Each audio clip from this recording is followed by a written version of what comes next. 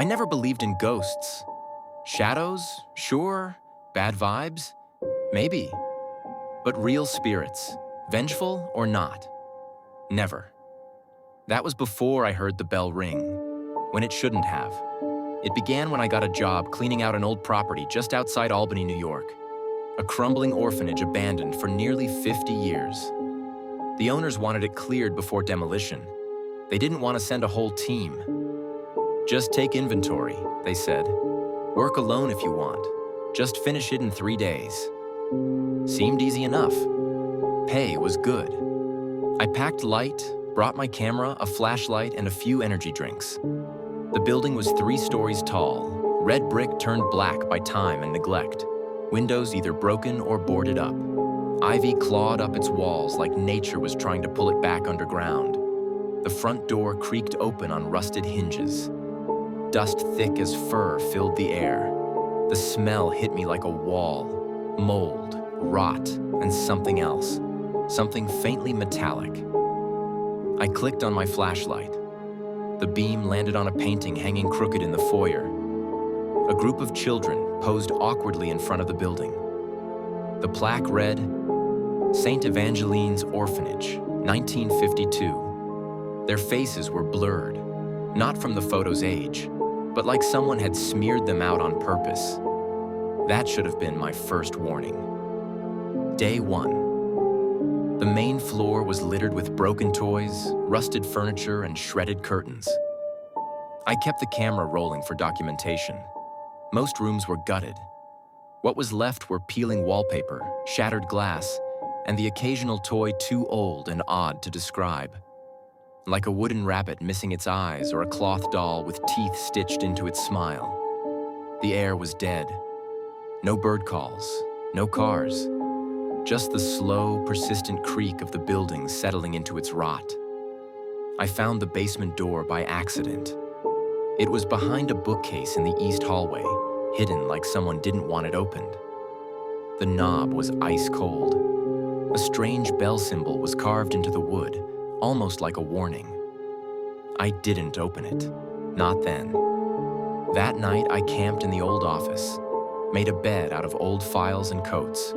Around midnight, I heard a sound, faint but clear. Ding, ding. A bell, not like a school bell, more like one you'd find at a church or on a collar. It rang twice, then silence. I checked the halls. Nothing. Wind, I told myself. Or rats, or pipes. But the sound stayed in my head. Too real, too deliberate. Day 2. I went deeper the next day. Second floor held dorm rooms, a sick bay, a chapel. Dust coated everything like snow. I found old records, many redacted, many incomplete. One name kept showing up. Clara Whitmore. Age 9. Admitted 1953. No discharge date. Her file had only 2 notes. 1. Does not respond to voice. Communicates only through the bell. 2. Do not send her to the basement. There was a photo paper-clipped to the file. A girl with long dark hair and a bell tied to a ribbon around her neck. That night, the bell rang again. 3 times. Ding, ding, ding. I locked the door, put my headphones on, played music until I fell asleep. It didn't help. Day 3, I opened the basement. I had to. The door groaned open. Stairs led down into darkness. My flashlight flickered, then steadied. The air was colder, like the warmth from the rest of the building had been sucked out. I found an old playroom down there, toys arranged in neat circles. Stuffed animals propped up like they were watching. One small chair sat in the center, empty.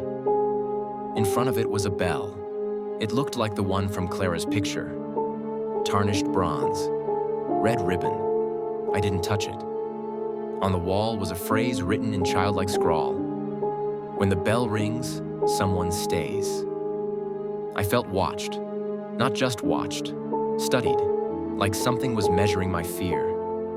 I backed out and closed the door. That night, I woke to the bell. But this time, it wasn't distant.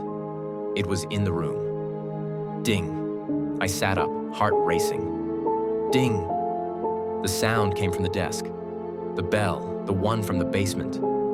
It was there, sitting where my flashlight had been. I didn't bring it up. I swear I didn't. I grabbed it and threw it out the window, watched it land in the dead grass outside. The bell rang one last time.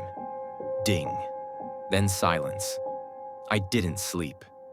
Just sat with my back to the wall until sunrise. Final day, I decided to leave. Screw the job. Screw the money. I packed my things, rushed out to the car, and stopped.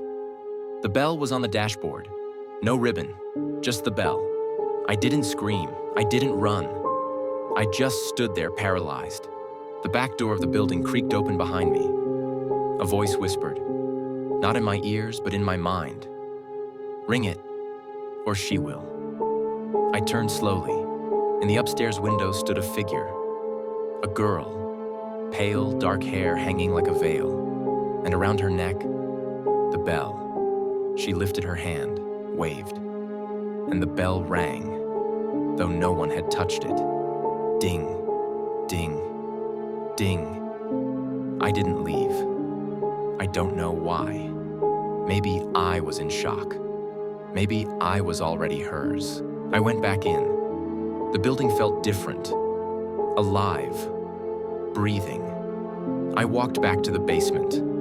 The door opened before I touched it. The room below had changed. The toys were gone. The chair, too. Only the bell remained, now hanging from a chain in the ceiling. Beneath it was a mirror.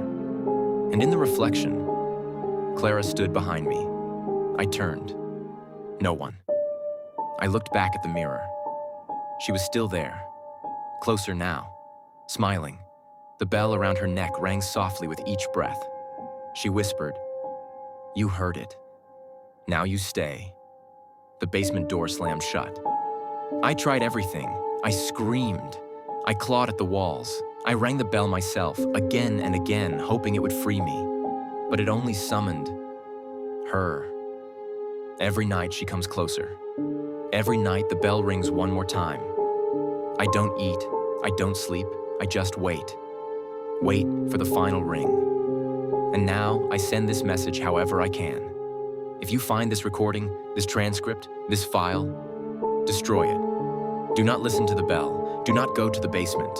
And whatever you do, don't ring it.